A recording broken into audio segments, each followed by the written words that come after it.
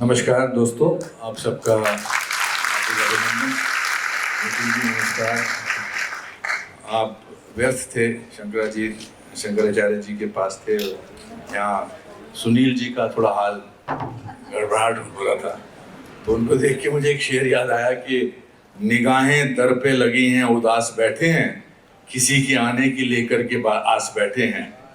और जब वो आ गए कि वो इस कदर मायूसियों के बाद मिले, यकीन ही नहीं आता कि पास बैठे हैं।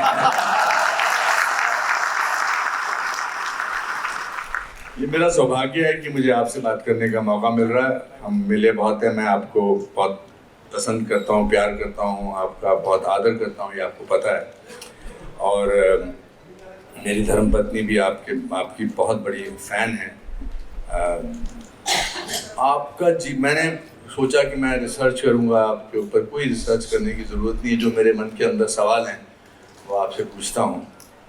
आपकी लोकप्रियता का राज क्या है? वैसे मैंने कभी इसके बारे में सोचा नहीं है, मैंने इसीलिए पूछा। थोड़ा सा अच्छी भी बात है और बुरी भी बात है। जो बहुत ज्यादा चिंता करता है भविष्य की, वो बड़ा जीवन में अस्वस्थ होता है। वैसे भी मैं मुंहफट हूँ, साफ हूँ, क्लियर हूँ, पर एक बात जरूर है कि मैं दिल से नागपुर के लिए, तो विशेष रूप से मैं नागपुर का लोकसभा सदस्य हूँ, तो मैं दिल से, पॉलिटिकली नहीं, मैं नागपुर को अपना परिवार मानता हूँ। और मुझे एक बार प्रधानमंत्री जी ने कहा कि आप शनिवार रविवार क्यों नागपुर में? तो आपने अभी दिल्ली में हो, राष्ट्रीय राजनीति में हो, और आपका यहाँ बहुत काम है, तो मैंने कहा ये नहीं हो पाएगा। इसका कारण मैं सामाजिक सेवा के प्रकल्प चलाता हूँ, लोगों से मिलता हूँ, और मुझे कभी कभी मेरा यह कार्यालय मिलने का दिन होता है। तो जनरली मैं जो अच्छे रेपुटेड लोग होते हैं रश में आने में उनको तो 2 बजे के बाद बुलाता हूँ। 11 बजे मेरा कार्यालय खुलता है। तो मैंने इनको कहा कि कार्यालय को कोई सबको चाय पिलाओ। तो जिस दिन मेरा होता है वो 130 लीटर दूध उन्होंने खरीद के लाया, चाय बनाया, तो 1 घंटा पहले ही चाय खत्म हो गया। तो फिर मुझे उन्होंने कहा क्या करना, मैंने बोला सामने टपरी वालों से बुलाओ, क्योंकि आधे लोगों को मिला, आधे के लोगों को नहीं मिलेगा, ऐसा अच्छा नहीं होगा। तो लोगों के साथ जो मेरा सहवास है, संबंध है, संपर्क है, और लोगों को भी मेरा स्वभाव मालूम है, झूठ नहीं बोलता, न होने वाला काम मैं देखता हूँ, मैं करता हूँ, कोशिश करेंगे वक्त करता नहीं, हाँ बोलता हूँ या ना बोलता हूँ। तो लोगों को भी अच्छा हुआ। और दूसरा, मैंने कभी जात, पंथ, धर्म, भाषा, पार्टी डिस्क्रिमिनेट नहीं की। आने वाले लोग कभी कभी मेरे विरोधी भी आते हैं, जो मेरे चुनाव में मेरे खिलाफ प्रचार करते हैं, तो उनका भी काम करता हूँ। तो एक रूप से ये जो नेचुरल, डाउन टू अर्थ, एक छोटे व्यक्ति जैसा मेरा संबंध सबके साथ है, that is to be one of the biggest strength of my politics and my political career. और उसी के कारण लोगों में काफ़ी ये प्रेम भी है मेरे बारे में। पर अब मेरी कॉन्स्टिट्यूंसी के बाहर, वैसे मैं कोविड में था, तो मैं अपने कॉन्स्टिट्यूंसी में, क्योंकि वोट चाहिए, तो यही काम कर रहा। तो उस समय मैंने थोड़ा बहुत किया, पर मुझे लोगों ने काफ़ी सहायता की। 100 करोड़ की चैरिटी उस समय करते समय मैंने पूरे विदर्भ में ventilators, concentrators, ambulance, remdesivir, fungus के इंजेक्शन, जो जो लगता था वो करते थे। कभी मेड़घाट में करते थे, कभी बुल्ढाना जिले में, अकोला, वाशी। तो मैंने कभी ये नहीं सोचा कि मेरी राजनीतिक स्वार्थ है वहाँ तक ही काम करें। अब मैं एक एकल विदेश के लिए मैंने आपको आमंत्रित किया है। अभी वो मेरा बहुत अच्छा हमारा प्रोजेक्ट है। 28,000 बच्चे हम पिछले 24 साल से पढ़ाते हैं। और वो जो स्कूल है, एकल विद्यालय, वो सिरोंचा, इटापल्ली, अहेरी, पूरी बैकवर्ड एरिया में है। और हमारे 1300 शिक्षक हैं, और 1 रुपये भी अभी तक हमने ग्रांट नहीं ली सरकार से।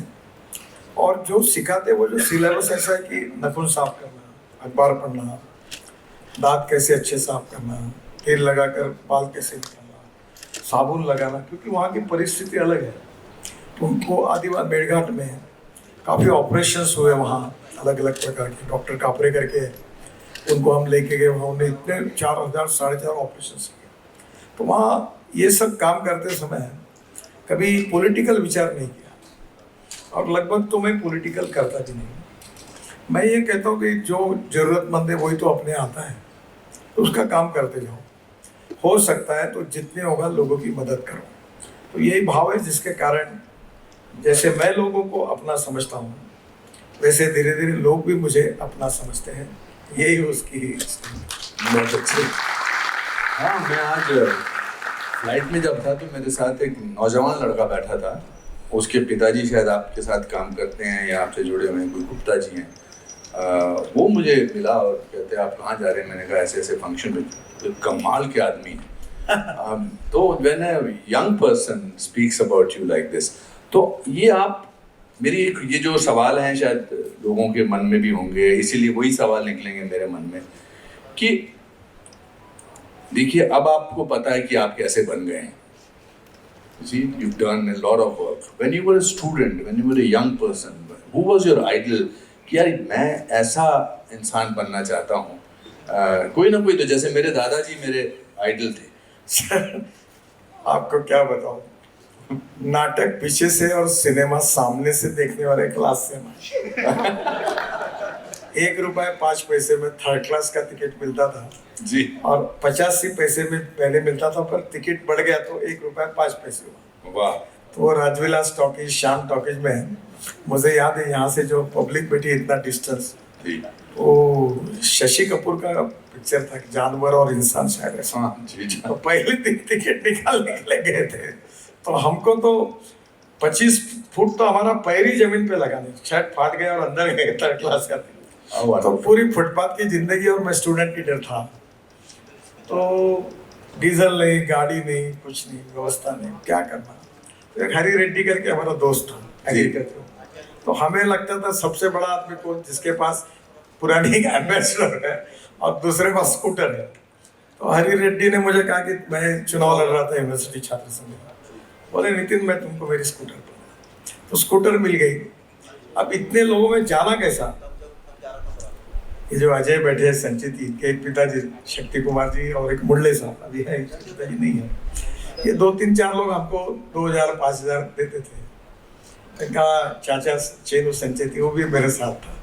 तो मैंने कहा एक काम करो यार, गाड़ी तो नहीं है, 4 लोग स्कूटर पे बैठेंगे, जो चौथा आदमी स्टेपनी पे बैठेगा और नंबर प्लेट पे हाथ रखे, और पूरा हम लोग पूरा टूर करके जाते थे। और वो स्कूटर बिगड़ती थी, तो वहाँ एक गांधी करके विजय सुपर स्कूटर के डीलर थे, वो हमको धनतुल्य वाला कार लेते, वो देखते थे धक्का मार रहे हैं।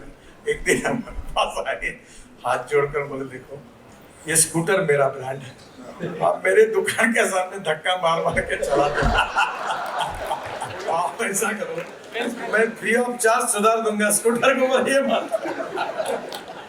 तो ये कहानी उस दिनों की थी। फुटपाथ पे चाय पीते थे और एक अलग जिंदगी थी। एक बाबू अग्रवाल करके वेराइटी चौक में लॉटरी का दुकान था और बड़े लोकप्रिय थे, जैसे हमारे सोशलिस्ट विचारों के थे। तो उसके दुकान में जाते थे, तो वहाँ बाजू में चाय का ठेला रहता, तो 4 आने का हाफ चाय पीता, तो हम दिन भर हाफ चाय पीते पीते 10-12 बार चाय पीते थे और दिन भर काम चलता था। वो कहाँ गए वो दिन, ये बात आती है। वो दिन प्रतिकूल थे, थोड़ा प्रतिष्ठा मान सम्मान नहीं था, रिकॉग्निशन रिस्पेक्ट नहीं था, पर आज से भी वो दिन बहुत अच्छे थे, वो कभी भूल नहीं सकते। आप बातें अपने बारे में कर रहे थे और मुझे लग रहा था आप मेरी कहानी सुना रहे हैं। ये सीरियसली मतलब आई थिंक अगर आप हम्बल बिगनिंग्स, मेरे फादर क्लर्क थे फॉरेस्ट डिपार्टमेंट में नितिन जी, हम 14 लोगों का परिवार था और हम इतने, इससे भी आधा जो स्टेज था इतने कमरे में रहते थे हम। मेरे फादर की तनख्वाह 90 रुपये थी और 14 लोगों से उसमें गुजारा होता था, तो हम बड़े खुश रहते थे मतलब। फिर भी तो मैंने एक दिन अपने दादाजी से पूछा मैंने कहा दादाजी हम इतने गरीब हैं, हम इतने खुश कैसे हैं? तो उन्होंने एक बड़ा अच्छा जवाब दिया। उन्होंने कहा बेटा जब इंसान बहुत गरीब होता है तो सबसे सस्ती चीज खुशी होती है। तो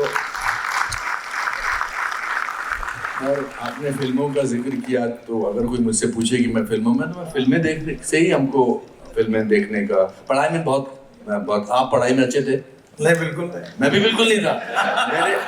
मेरे आज तक मतलब तब तक ग्रेजुएशन तक 38% से ज्यादा मार्क्स नहीं आए, और मैं खेलकूद में भी बिल्कुल अच्छा नहीं था।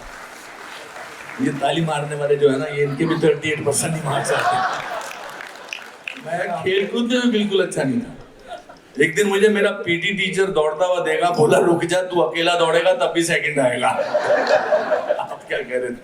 नहीं, मैं एक्चुअली 75 में जी इमरजेंसी लग गई, तो उस समय मैं 11th में था। वो दिन मुझे याद आती कि मेरा हैंड राइटिंग बहुत गंदा था। तो फिर वो नागपुर में एक पत्रकार थे तरुण भारत में, बहुत अच्छे व्यक्ति थे वो, संघ के स्वयंसेवक थे, बापू महाशय थे। उनके यहाँ साइक्लोस्टेज मशीन थी और उनके घर पर वॉच था। तो इमरजेंसी के दिन बहुत अलग समय था, तो उनके यहाँ की मशीन में मेरे यहाँ लेके गया, और एक कालिदास कांगो करके हमारा उस समय का, वो मुझे बोला कि तुम एक काम करो, तुम ये जो स्टेंसिल लिख कर आई उसके आधार पर कॉपी निकाल। तो मैं रात को अंधेरे में कॉपी निकलता और फिर एक एक एरिया में वो बांटने का काम करता था। तो मैं वो 11th में, मुझे मेरा ध्यान ही नहीं था स्कूल में, तो मुझे बहुत इच्छा थी कि मुझे इंजीनियर बनना है। तो वो पूरा इमरजेंसी के साल में मेरा इंजीनियरिंग की एडमिशन चली गई, मुझे 52% मार्क मिले। अब दुर्भाग्य ये कि साइंस ग्रुप में 49.26 मिले। तब एक नियम था कि प्रोफेशनल कॉलेज में एडमिशन के लिए 50% साइंस में परसेंटेज चाहिए। अब नहीं मिला, फिर वैसे ही वो इंजीनियरिंग का सपना भंग हो गया। अब मुझे 6 डिलीट्स मिली और बड़े बड़े यूनिवर्सिटी के मिली, तो मैं अभी भी डॉक्टर नहीं लगा था। तो मुझे एक ने पूछा 6 डिलीट मिलने के बाद भी आप डॉक्टर क्यों नहीं लगाते? अरे मैंने बोला मैं इंजीनियरिंग के लिए डिस्क्वालीफाई हुआ हूँ, तो मैं कहाँ डॉक्टरेट लगाऊंगा?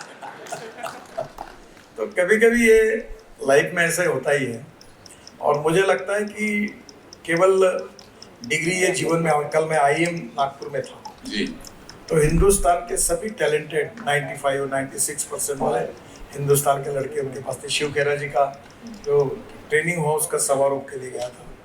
तो मैं उनको यही कह रहा था कि आप बहुत अच्छा पास हुए, सभी मेरिट वाले स्टूडेंट थे, पर एक बात है कि मेरिट में पास होना ये जितना आवश्यक है, उससे भी आप एक संवेदनशील और अच्छे इंसान बनना उससे भी आवश्यक है। तो मैं छोटी सी आमतौर पे जब मुझे किसी कार्यक्रम के लिए बुलाते हैं, तो आपका बैकग्राउंड क्योंकि सिमिलर है, मैं इसलिए ये गुस्ताखी कर सकता हूँ। आप में से सच्ची बोलना 60% लोगों के ज़्यादा किसके मार्क्स आए हैं? हाथ खड़ा करिए। 60% से ऊपर? बाप रे, इतने सारे। 70% से ऊपर? My God. 80% से ऊपर? फिर भी आप नीचे बैठे हैं, हम दोनों ऊपर बैठे हैं।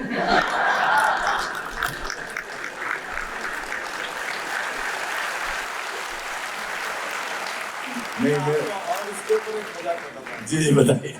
मैं एक बार एक व्यक्ति से इंटरव्यू दे रहा था, तो मैंने कहा जो मेरिट में पास होता है वो IAS ऑफिसर होता है, जो फर्स्ट क्लास में पास होता है वो चीफ इंजीनियर होता है, और जो 3 बार फेल होता है वो मिनिस्टर बनता है।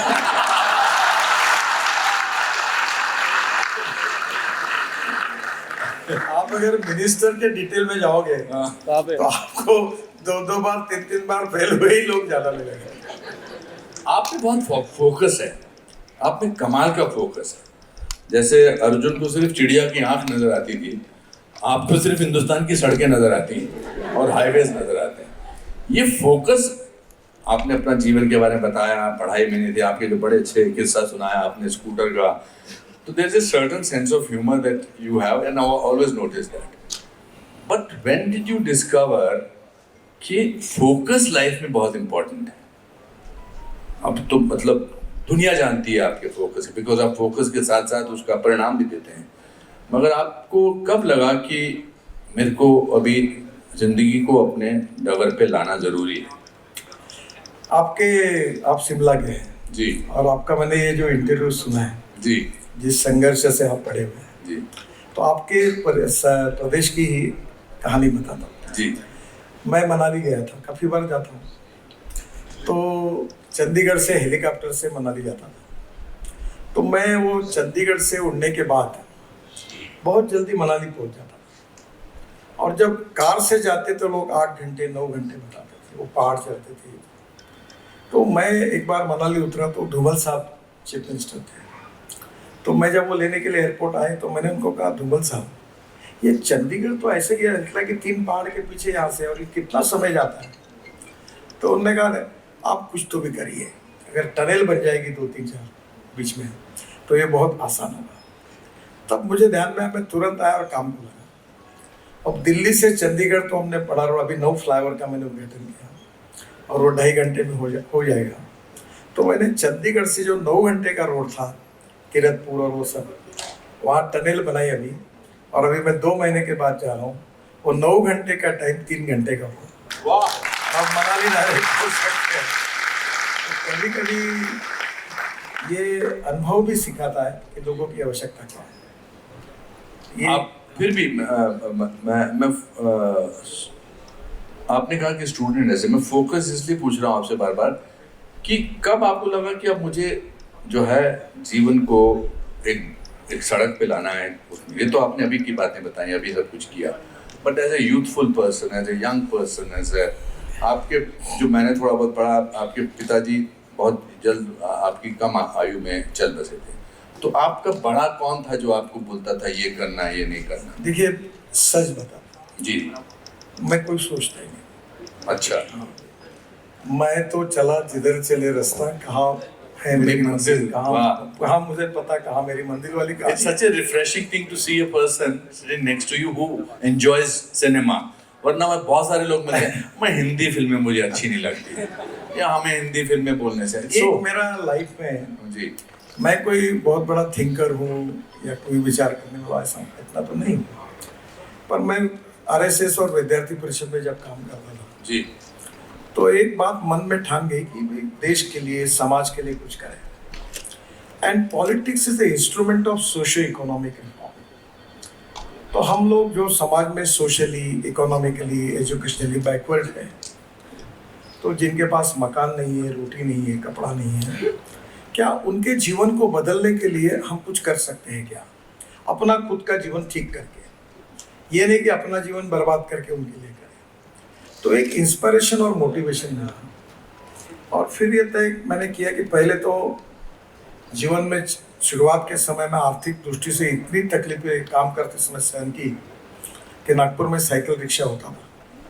तो यह कमल रेड्डी वो लक्ष्मीभवन में रहते थे, उनकी तो एक प्रमोद बोरा करके मेरे मित्र, इमरजेंसी में उसके साल भर लाउड स्पीकर के पैसे ही नहीं दिए, क्योंकि पैसे ही नहीं थे।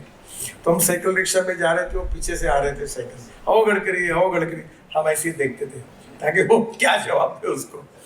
तो हम वो पूरी प्रतिकूल परिस्थिति में आए, तब हमको पता चला कि पैसा जीवन का साधन है, साध्य जरूर नहीं है पर साधन है। और विवेकानंद जी की बात जो अक्सर याद आती है कि no philosophy can be taught to empty stomach.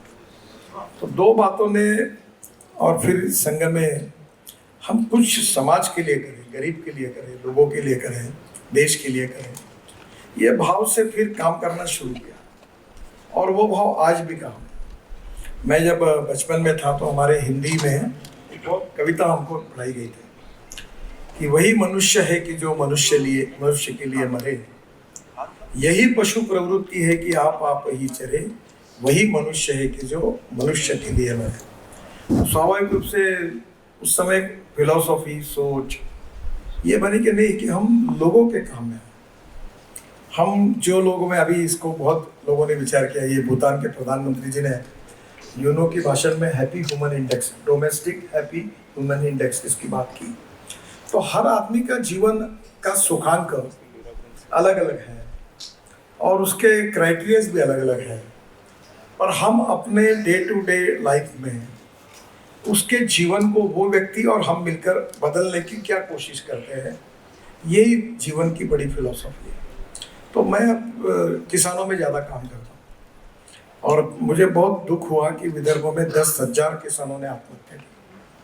और फिर मैंने आत्महत्या क्यों की इसका बहुत अध्ययन किया और उसके अध्ययन के कारण तैयार किए और उसमें थोड़ी गलतियाँ भी हुई, क्योंकि भावनात्मक रूप से विचार करते समय व्यावहारिक विचार भी करना चाहिए। तो विदर्भ में 22 शुगर फैक्ट्री ने दिवाला पीट चुका था, फिर भी मैंने शुगर फैक्ट्री शुरू की और 3 शुगर फैक्ट्री शुरू की जो साल की 30 करोड़ रुपए घाटा करते थे। अभी बाय प्रोडक्ट से भी ठीक है, उससे कमाकर इसका कर्जा चुकाना यही चलता था। तो मुझे लगा कि एक दिन ऐसा आएगा कि विदर्भ में किसान आत्महत्या नहीं करेंगे। अब मैं कोशिश कर रहा हूँ और मुझे लगता है कठिन काम है खूब, मैं अकेला नहीं कर रहा हूँ, पर मेरे साथ काम करने वाले असंख्य लोग विदर्भ में काम कर रहे हैं। तो छोटी छोटी बातों को लेकर टेक्नोलॉजी और इनोवेशन के साथ इसको कैसे अच्छा करें, एक अच्छा उदाहरण बताता हूँ मैं आपको। मैं भी राजस्थान में था और हमने बहुत सुंदर रोड बनाया, अमृतसर बठिंडा से जामनगर। इतना सुंदर रोड है, 8 लेन का है, एक्सिस कंट्रोल है, ग्रीन है। वो रोड से जाते हुए वहाँ पूरा एक कॉन्स्टिट्यूंसी चुरू में 350 किलोमीटर एक ही कॉन्स्टिट्यूंसी है, पूरा डेजर्ट है। तो वहाँ का एमपी को मैंने बोला यहाँ पेड़ भी नहीं लगते, खेती भी नहीं दिखती, तो ये कैसा तुम्हारा चलता होगा। तो उसने कहा एक अमेरिकन कंपनी है, उसने 1000 करोड़ इन्वेस्ट किए है और हमें जो शॉर्ट लैंड है तो उसके ऊपर हम लोग लेक बना रहे हैं। और वो कंपनी ने इन्वेस्टमेंट की और वो पानी खारा पानी है, उसमें खारे पानी के प्रॉन्स झींगे हम तैयार करेंगे। तो उसका सिंगापुर में 8,000 रुपये किलो भाव है, दुबई में 6-7 हज़ार रुपये किलो भाव है। तो मुझे देखा कि ये मैं वहाँ से हमारे विदर्भ में अकोला, बुल्ढाना और अमरावती के बीच में मूर्तिजापुर, दर्यापुर में ये खानपान पट्टा बोलते हैं।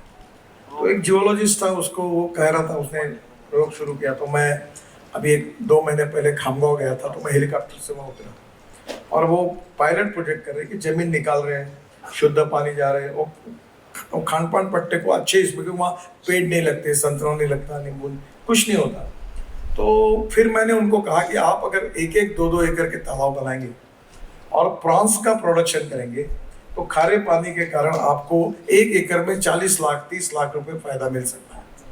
तो मैं ये अक्सर देखता हूँ कि एप्रोप्रिएट टेक्नोलॉजी अगर लोगों के पास जाती है तो उसका उपयोग करते हुए निश्चित रूप से एक बहुत बड़ा ट्रांसफॉर्मेशन होता है। तो ये मेरी पैशन रही। मैं बायोफ्यूल में काम करता हूँ, ग्रीन हाइड्रोजन में काम करता हूँ, इलेक्ट्रिक व्हीकल में, तो मंत्री भी हूँ उसका। तो मैं धीरे धीरे मैंने कहा, जब पहले लोग हंसते थे कि मैं कहता था कि इस देश का किसान अन्नदाता नहीं ऊर्जादाता बनेगा और पेट्रोल डीजल खत्म होगा। मैं पेट्रोल डीजल के बहुत खिलाफ, तो मैं बोला इसको एक दिन तो समाप्त करूँगा। तो लोग मुझे हंसते थे कि आप बहुत नॉन प्रैक्टिकल बात है। अब धीरे धीरे किसान ऊर्जादाता हो गया, अब इथेनॉल की 1 लाख करोड़ की इकोनॉमी बन गई। अब बायो सीएनजी और बायो एलएनजी परली से, राइस स्ट्रॉ से बन रहा है। 135 प्रोजेक्ट आ रहे हैं, 35-28 चालू हो गए। अब धीरे धीरे अपने पंजाब हरियाणा में अब मैं किसानों को परली जलाने के बजाय बिटुमिन बनाने का उनको ये दे रहा हूँ। और पानीपत में एक प्रोजेक्ट ऐसा हुआ जो मुझे बड़ी खुशी हुई कि मैंने इंडियन ऑयल के पीछे लगा कि परली से इथेनॉल डाला। तो बाम्बू से एक आसाम में डाला, तो वहाँ उन्होंने डाला, भाई चेयरमैन है इंडियन ऑयल के, बोले सर कैसे होगा, नहीं डालो तुम होगा। और वो वहाँ से 1 लाख लीटर इथेनॉल बना रहे हैं और 150 टन बायो बिटुमिन बना रहे हैं। अब उन्होंने मुझे आकर कहा कि अब बायो बिटुमिन के बजाय वर्ल्ड में ऐसा निर्णय हुआ कि हवाई जहाज में 2% बायो एविएशन फ्यूल डालनी पड़ेगी। तो ये बहुत बड़ा मार्केट है, तो हम बिटुमिन बनाने के बजाय हम बायो एविएशन फ्यूल बनाएंगे। फिर इसके पहले हमने तय किया कि हवाई जहाज बायो फ्यूल पे लाना, हवाई जहाज ही मिलता नहीं था। तो स्पाइस जेट के अजय सिंह को बुलाया और उसको बोला कि देहरादून से तेरा हवाई जहाज बायो फ्यूल डाल के लाना है। वो बोला तुम मेरे को क्यों चुना लगा रहे हो? बोला क्यों? मेरा हवाई जहाज खराब होगा तो कौन जिम्मेदार होगा? मैंने बोला तू जिम्मेदार होगा। बोला अभी तक तेरे साले 10 काम किए, कोई पैसे लिए गए तेरे? तेरा हवाई जहाज जाएगा बंगाल में तो जाएगा, एक जाएगा, ये करो। बोले करता हूँ। हमने लाया, वो सक्सेसफुल हो गया। अब टाटा का भी हवाई जहाज, ये अपनी कंपनी का, ये भी अब एविएशन फ्यूल पे आया। तो मैं जब कहता था कि किसान अब ऊर्जादाता बनेगा तो हाइड्रोजन बनेगा, ये फ्यूल बनाएगा, तो लोग मुझे हंसते थे, ये अनिल सोले बैठे जा, ये मेयर थे। तो मैंने एक दिन उनको बोला कि अपन नागपुर का टॉयलेट का पानी बेचेंगे, तो महाराष्ट्र सरकार को। तो ये वैसे मेरे अच्छे मित्र भी थे, संकोच के बिना बोल नहीं पाए, पर वो उसी भाषा को बड़ी अच्छी भाषा में, अरे आप क्या क्या बताते हो, कभी संभव है क्या, ये ड्रेनेज का पानी कोई लेगा क्या? मैंने बोला ठहरो तो होगा।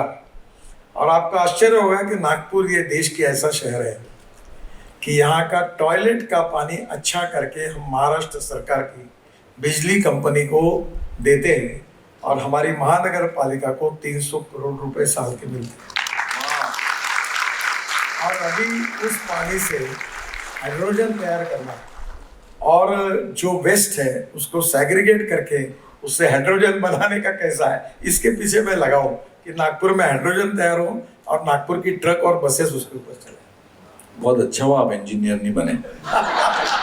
सीरियसली ये सब चीजें आपके मन में आती कब है? मतलब आपने बातों बातों में, आमतौर पे अटेंशन स्पैन एक्टर्स का या सुनने वालों का थोड़ा सा कम होता है, या ज़्यादा मुझे लगता है कि अगला सवाल पूछ लूँ, बट ये when do you decide all this, what is it, your constant mind is constantly working? आप पहले तो ये बताइए कि आप कितने घंटे सोते हैं? मैं साधारणतः 12-12:30 बजे सोता हूँ, 7:30 बजे उठता हूँ। और ठीक अच्छी नींद आती है? बहुत अच्छी नींद है। मैं आपको बहुत पहली बात, जो आदमी अपने करियर के बारे में सोचता है और जो आदमी अपने भविष्य के बारे में सोचता है उसको नींद नहीं आती।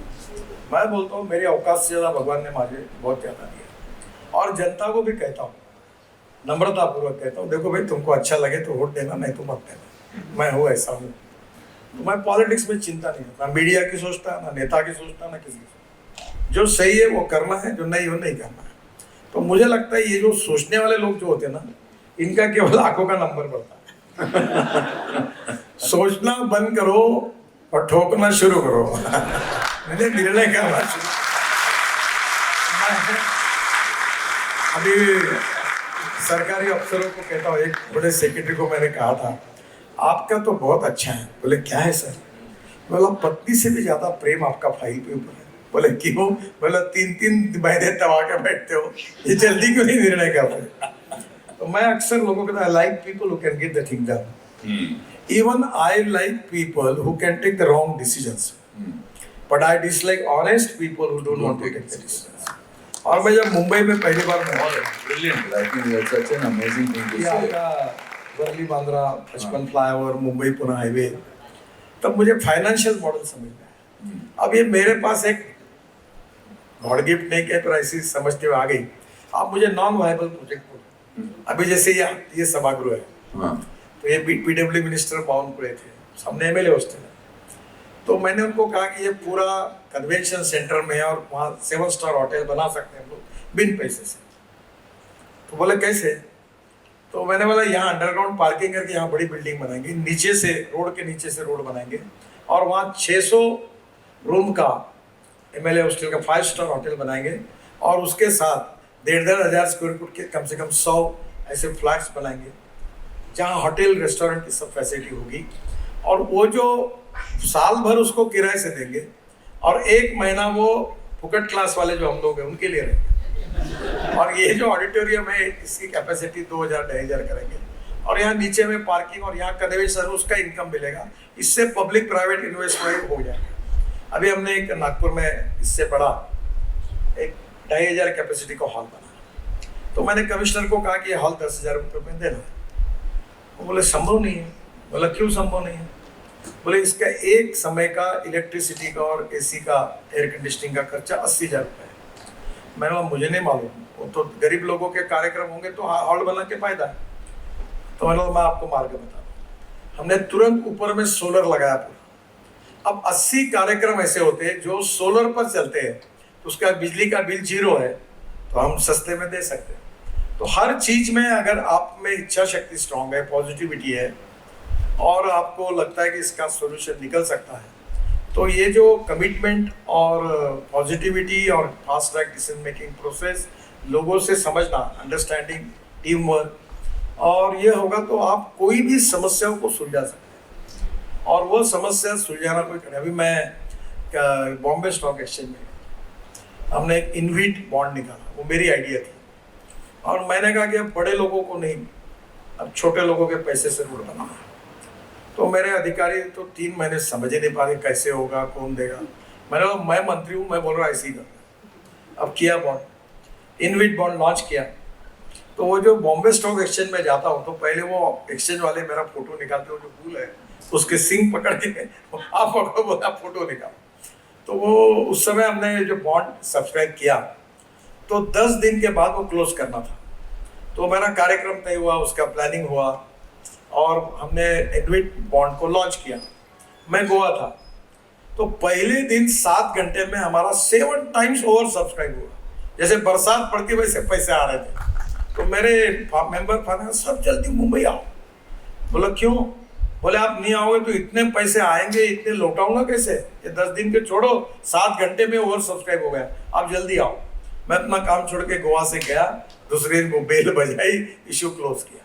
तो मैं कहता हूँ पैसे की कमी नहीं है, पैसा देने वाले हैं। Economic proven technology, economic viability, availability of raw material and marketability of the finish product. अब हमारे रोड इकोनॉमिकली वायबल है, IRR अच्छा है और टोल इनकम अच्छा है, तो लोगों को विश्वास है। हम 8.05% मैंने कहा ईयरली इंटरेस्ट देंगे।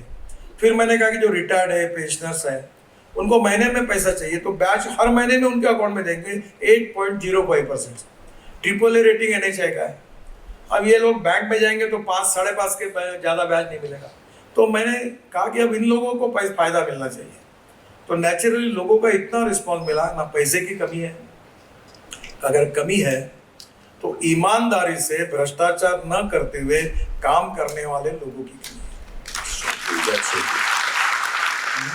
मुझे ऐसा लगता है कि जो इंसान या जो शख्स इतना परफेक्शनिस्ट हो, इतना काम निकलवाने हो वाला हो,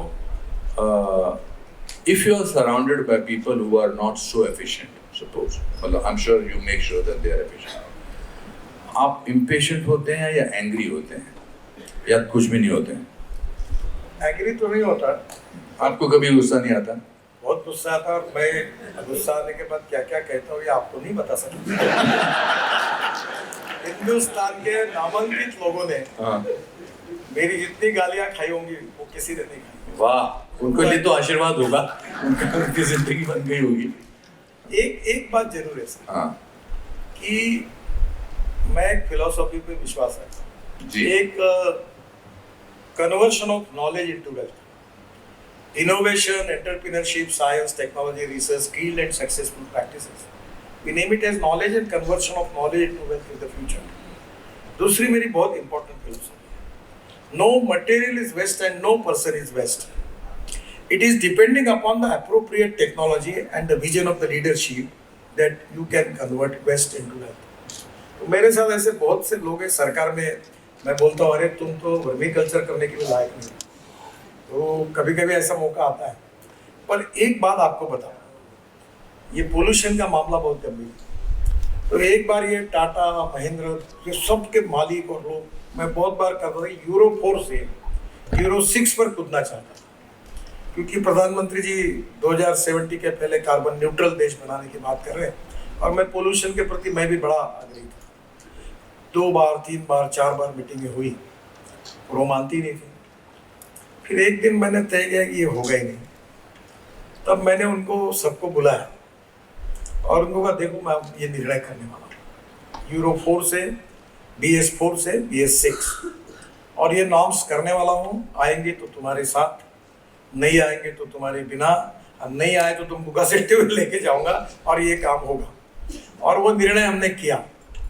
आज मुझे अभी महिंद्रा के MD थे पवन गोयल, रिटायर्ड हो गए, मैं भी ARI के कार्यक्रम में गया था, वो मुझे याद कर रहे थे, बोले देखो आपने कहा हमने बहुत विरोध किया पर बहुत सक्सेस स्टोरी बन गई और आज वो पेट्रोल फ्यूल भी यूरो 6 स्टैंडर्ड का मिल गया, पोल्यूशन भी काफ़ी कम हुआ उसके कारण और हम सक्सेस हुए, वर्ल्ड के बराबर पहुँच गए। तो कभी कभी कुछ बातों को बुलडोज भी करना पड़ता है, तो वो कभी कभी करना चाहिए। और दूसरी बात, कोई खराब काम करता है तो मेरे को बहुत गुस्सा आता है, फिर मैं उसकी ऐसी तैसी कराता हूँ, क्योंकि मैं ये समझता हूँ कि ये जो एसेट मैं बना रहा हूँ ये देश के है, इसकी मालिक जनता है, और वो अगर खराब काम करते तो मैं जनता के साथ बेईमानी करता हूँ। तो मैं बिल्कुल अभी दिल्ली मुंबई हाईवे पर मैंने मुंबई पुणे में भी टेस्ट किया था, 180 किलोमीटर पर मैं थर्मास में चाय लेके गया था, और 180 किलोमीटर पर थर्मास में चाय डाल के मैंने वो सब कॉन्ट्रैक्टर में से एक मेरे साथ बैठा था, हमारा चीफ इंजीनियर बैठे थे मेंबर, और मैंने जब वो और आरओ जो था वो गाड़ी चला रहा बढ़ाओ स्पीड, और जब स्पीड बढ़ाया और मैंने चाय पिया और कहीं हला नहीं, तब मैंने उसके पीठ पर हाथ रखा और मैंने कहा नहीं अब ये इसके लेवल ठीक है। आप मुंबई में रहते हो, आप कभी जे हॉस्पिटल से वीटी का फ्लाईओवर पे जाए, वो हांगकांग से एक श्रीनिवासन करके कंसल्टेंट मैंने लाए थे, उन्होंने मिलाया, उस हाईवे पे आपको ऐसे एक्सपेंशन जॉइंट्स है कि आपके पेट का पानी नहीं है। आज भी 20 साल के बाद, तो आज भी कभी ना कभी क्वालिटी अच्छी बनती है। अभी नागपुर में पूरे कंक्रीट रोड बना है, और मुझे विश्वास है कि 5-7 साल के बाद नागपुर में गड्ढे ही दिखेंगे नहीं। पर एक बात जरूर है कि बहुत कारपोरेटर नाराज होंगे, अधिकारी नाराज होंगे, क्योंकि हर साल रोड बनाना, हर साल डामर लगाना, ये सबके लिए बड़ा आनंद का विषय होता है। तो नितिन जी, जब आपके जैसा कर्मठ, ईमानदार, मेहनती नेता एक भ्रष्ट नेता को मिलता है, तो क्या आपके मन में क्या रिएक्शन होता है? देखिए, मैं आपको एक बात बताता हूँ। ऐसा तो है नहीं कि सब लोग आप नहीं सब जानते हैं कि दो चीजें सबको कहता हूँ जो मेरे अनुभव से कहता हूँ। पहली चीज, मैंने जो गलती, मैं बड़ा इनडिसिप्लिन था, जो इरेगुलरिटी के चरण सीमा पर था, मेरिट क्लास में था। रात को खाया तो खाया, नहीं तो समोसे खा लिया, आलू मुंडे खा ली, इधर दौड़ा स्कूटर पे। ये कब की बात है? ये मेरे 40 साल तो ऐसी ही गए लाइफ में, पूरे irregular। अच्छा। तो कोविड में मैं बदल गया। तो मैं सबसे पहले बोलता हूँ कि first priority to your health, पहले व्यायाम करो, अच्छा फूड खाओ, प्रोटीन्स का अच्छा, और फिर उसके बाद अपनी हेल्थ अच्छी मेंटेन करके फिर काम करो। दूसरा, मेरे पास बहुत लोग आते हैं कि मैं ऑर्गेनाइजेशन का काम करूँ, मैं देश के लिए अपना जीवन देना चाहता हूँ। मैं तुम क्या करते हो? बोले किराना का दुकान था। क्या चल रहा है? मैं डूब गया। घर में कौन है? कोई नहीं। पत्नी है, बच्चे है, क्या मिलता है? किराया मिलता है 600 रुपये। मैंने तू एक काम कर, पहले अपना घर ईमानदारी से अच्छा चला, फिर भाजपा में आ, तेरी कोई जरूरत नहीं। जब तक तू अपने जीवन में ईमानदारी के मार्ग से सेटल नहीं होता तब तक काम मत कर। और मैं लोगों को कहता हूँ कि पहला अपना घर संभालिए, ईमानदारी से काम करिए, फिर सेवा करने के लिए आगे आइए। और ईमानदारी के मार्ग, अभी मैं आर्थिक दृष्टि से हूँ, मैं चैरिटी करता हूँ, कुछ भी कर सकता हूँ, क्योंकि मुझे फर्क नहीं पड़ता कि मैंने लोग नहीं, तो मैं, मेरा टिकट निकालने वाला ठेकेदार, मेरे को गाड़ी देने वाला ठेकेदार, तो पूछते रहो क्या चाहिए सर। इसे पूछने वालों की कमी नहीं है। जिस दिन ये शुरू हो जाएगा उस दिन मैं उनको डांट नहीं पाऊंगा, मैं उनको कठोरता से बोल नहीं पाऊंगा। इसलिए पैसा कमाना गुनाह नहीं है। सनदशीर और ईमानदारी के मार्ग से टेक्नोलॉजी का उपयोग करके करिए, अपने साथ पार्टनर तो पार्टनर को ढूंढिए, और अपने घर परिवार चलाकर फिर देश और समाज की सेवा करने के लिए फिर अपना जीवन दीजिए, तो अच्छा है। जो लोग एकदम सन्यासी है, जो अविवाहित है, प्रचारक बन गए, उनकी बात अलग है, पर हम उधर के नहीं और इधर के नहीं, बीच के हैं। तो हम लोग ऐसे ही है कि अपना घर परिवार संभाल कर फिर देश के लिए और समाज के लिए काम करें, यही अच्छा हो। हाँ, मेरे सवाल का जवाब फिर भी रह गया। हाँ, मैंने कहा था कि अगर आप किसी भ्रष्ट नेता को मिलते हैं, जो नेता है, और आप उसको चेंज करना चाहते हैं, देखिए आपने कर्मचारियों को तो चेंज कर दिया बिकॉज आपके अंडर काम करते हैं, अंडर सेक्रेटरी हैं या सेक्रेटरी हैं डिपार्टमेंट के, but if you want to change a corrupt person, corrupt politician, will you make an effort, and if you make an effort, how will you do that?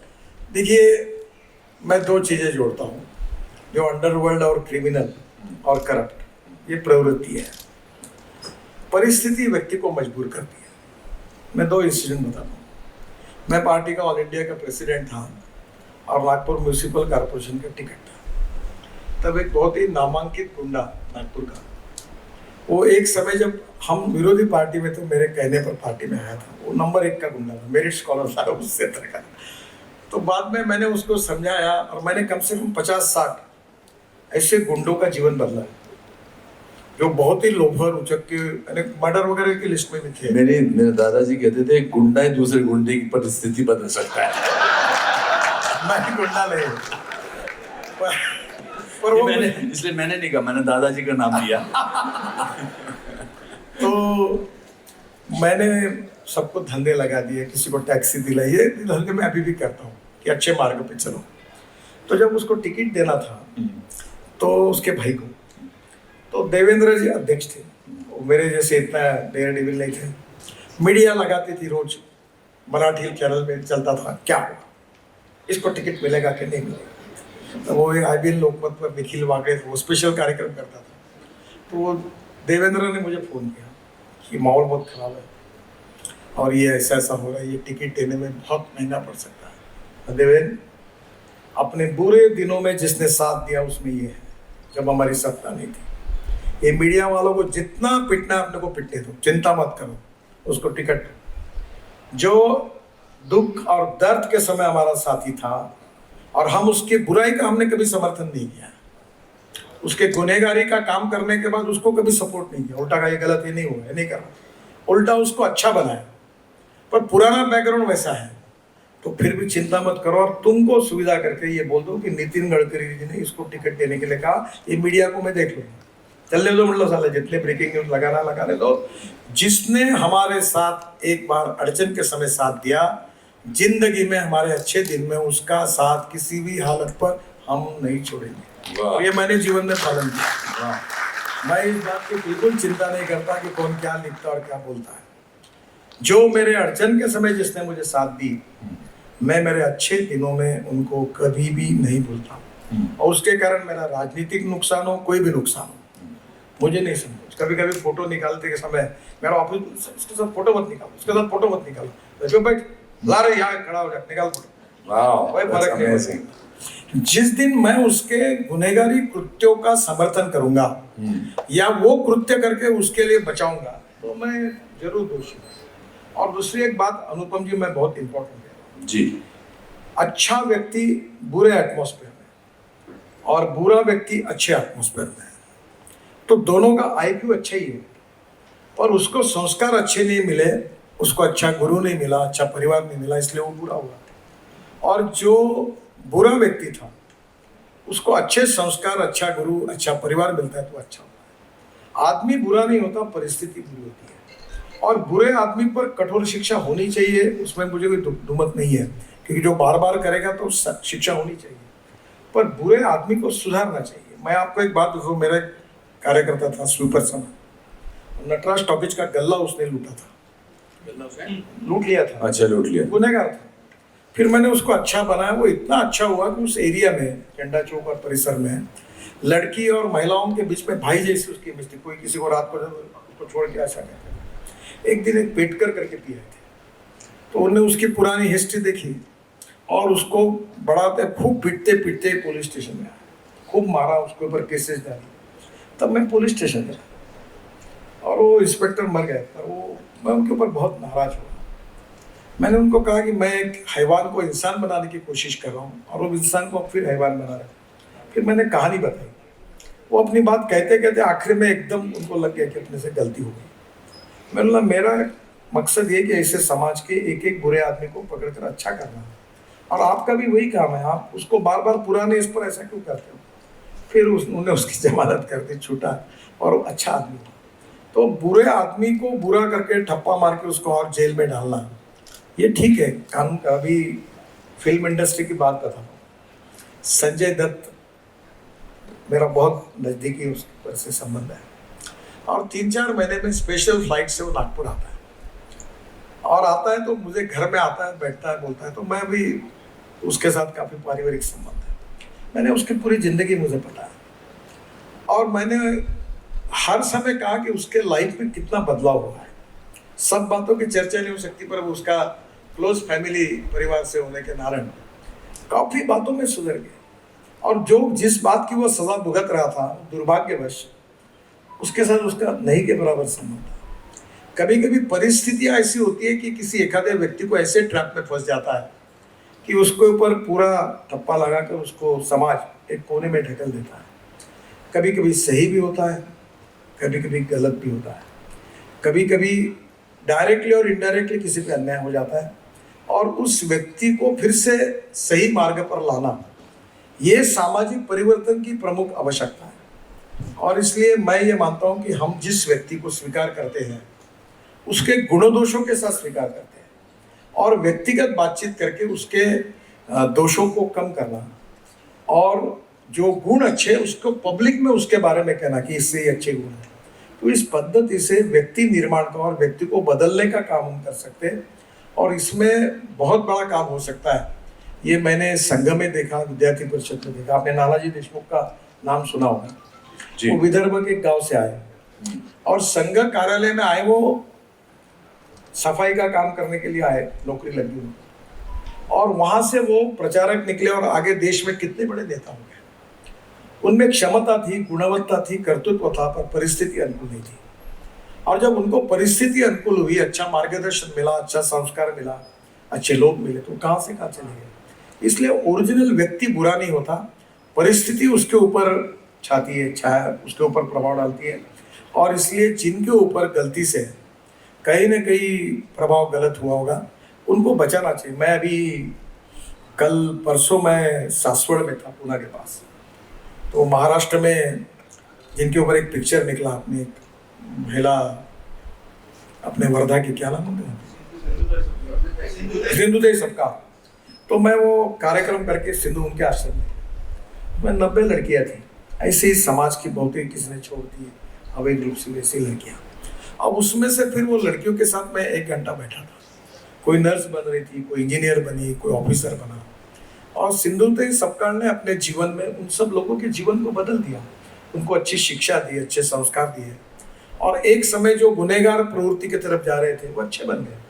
तो मुझे लगता है कि हमारे समाज में अच्छे और बुरे लोगों को हमको स्वीकारना चाहिए, और जो अच्छे हैं उनको और अच्छा बनाना चाहिए, और जो बुरे हैं उनको अच्छा बनाने के लिए हमने कोशिश करनी चाहिए। व्यक्ति बदल सकता है, और ऐसे व्यक्ति जब बदलेंगे तब समाज बदलेगा, तब देश बदलेगा। ये करना चाहिए सर। आपने शुरू में बताया कि शशि कपूर की फिल्म पर भी संजीव का नाम लिया आपने। आपका फेवरेट एक्टर हीरो कौन होता था जब आप फिल्में देखते? मैं तो वो दारा सिंह के बाद फाइटिंग के पिक्चर बहुत पसंद करता था। 3rd क्लास में बैठकर तो दारा सिंह और मुमताज के पिक्चर आते थे उसमें।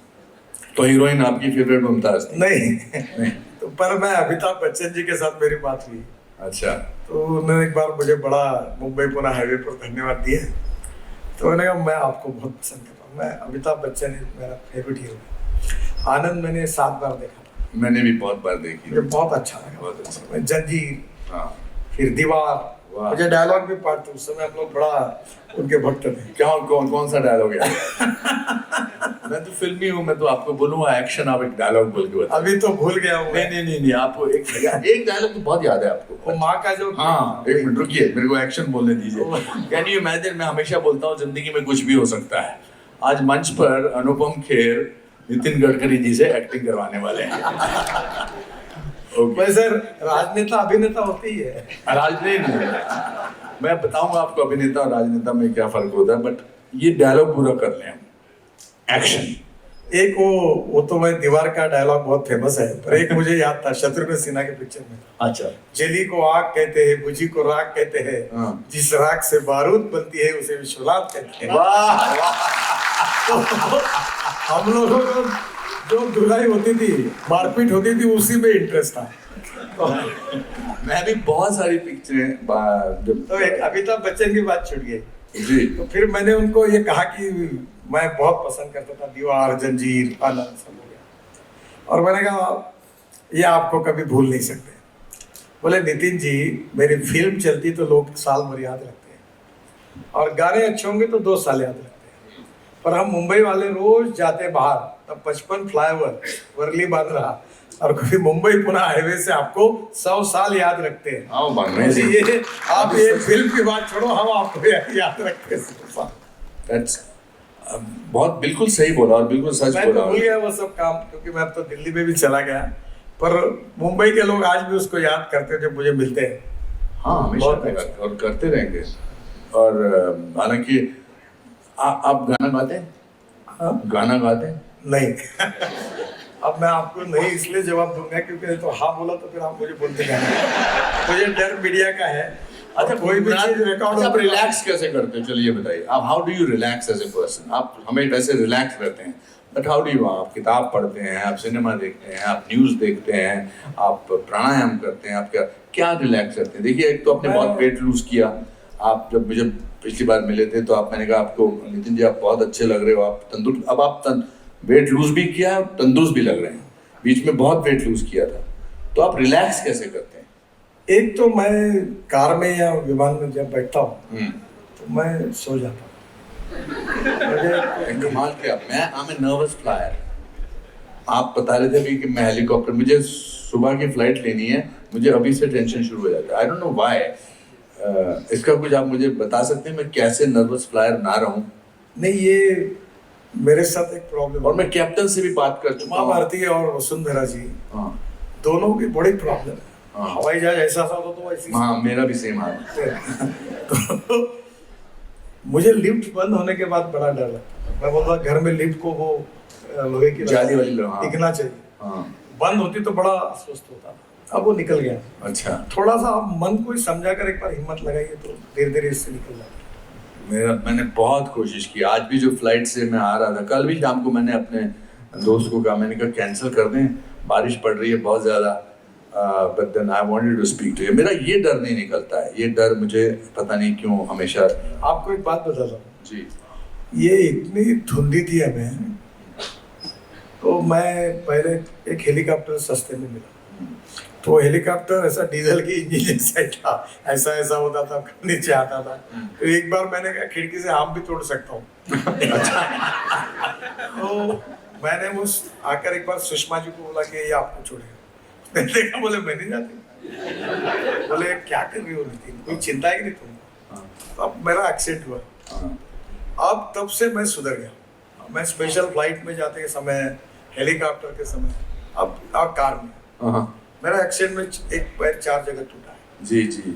अब मैं पिछले 10 साल से सरकारी गाड़ी में नहीं घूमता। अच्छा। मेरे साथ बुलेट प्रूफ गाड़ी सरकार के पीछे पीछे घूमते रहती है। हाँ मैं नहीं बैठता सरकारी गाड़ी में, बैठता नहीं, क्योंकि मैं अभी इतनी मुझे डर आ गया हाँ। एक एक्सीडेंट के बाद कि मैं ये सोचता हूँ कि यार बच्चों को भी बोलता हूँ, तुम कहीं भी सो जाओ, कोई भी लॉज में खाओ, फुटपाथ पे खाओ, गाड़ी में कॉम्प्रोमाइज मत करो। अगर एक्सीडेंट होगा तो जान बचनी चाहिए।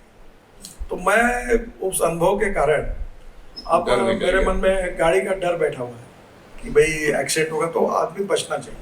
फिर अभी मैंने 7 एयर बैग्स मैंडेटरी की। अभी अच्छा। स्टार रेटिंग आ रहा है। अच्छा। तो ये बोल रहे थे इकोनॉमिक मॉडल में कॉस्ट बढ़ेगी, तो मैंने उनको सबको बुलाया, नहीं इकोनॉमिक मॉडल गरीब आदमी है तो मरे और धनवान आदमी बचे, ये कौन सी सोच है? Nothing doing. सब इकोनॉमिक मॉडल को भी उतनी एयर बैग लगेगी ताकि गरीब की जान नहीं जानी चाहिए। ये निर्णय मैंने किया।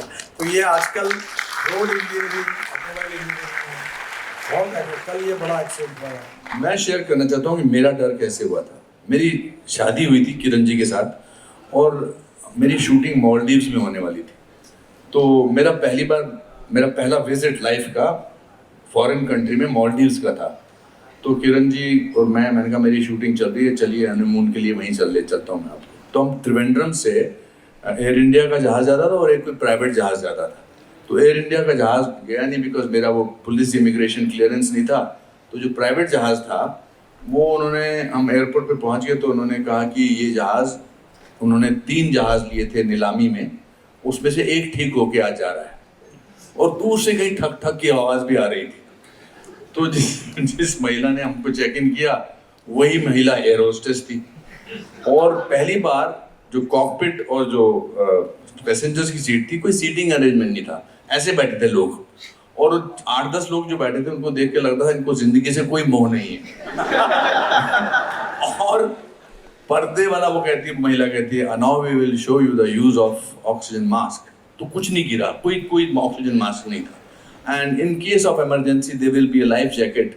और पूछती दूसरे कैप्टन से, where is the life jacket there? तो किसी की सीट के नीचे लाइफ जैकेट नहीं था। ये था कि जब वो हमको पहली बार उन दिनों कोका कोला नहीं मिलता था, तो फ्लाइट में कोका कोला मिला और सेब खाने को मिला, तो वो जहाज स्टार्ट होने से इतना आवाज कर रहा था, इतना जैसा मेरा सेब हिल रहा था, थोड़ी देर बाद जब सेब वापस आया तो आधा खाया हुआ था, साथ वाला खा रहा था ऑलमोस्ट। और मालदीव्स का जो एयर स्ट्रिप है, अगर आप एक जगह ना रोको तो फिर आपको दोबारा चक्कर काटना पड़ता है, तो वो उससे मुझे डर पड़ा और डर कभी निकला नहीं। दूसरा, मैं आपको बताना चाहता हूँ कि आपने फिल्मों के बारे में कहा कि मैंने जिंदगी का सबसे बेहतर डायलॉग एक फौजी से सुना है। That's why I have the greatest respect. मैं 9th स्टैंडर्ड में दो बदन पिक्चर देखने गया था शाही सिनेमा हॉल में।